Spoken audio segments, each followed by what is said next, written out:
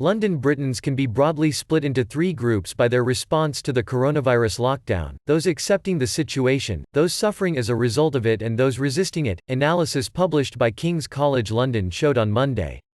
The government announced a nationwide lockdown to tackle the spread of the coronavirus on March 23, telling Britons to only leave home for basic necessities, to exercise once a day, for medical need, or for work if they could not work from home.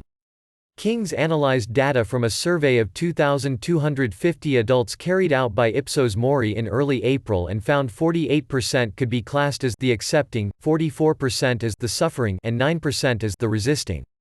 The large bulk of the population are fully behind the measures, but even within this group there are clear dividing lines between those who are coping pretty well and those who are really suffering, said Bobby Duffy, director of the Policy Institute at King's College London.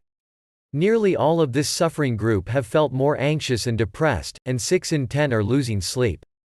The study found young people were most likely to be in the resisting group, which was 64% male, and 55 to 75-year-olds were the biggest proportion of the accepting.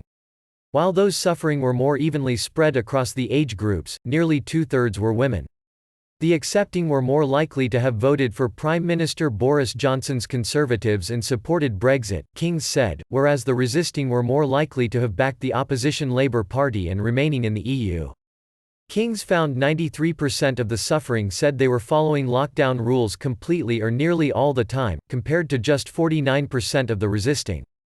The latter were around 10 times more likely than the other groups to say they had met up with friends or family outside their home.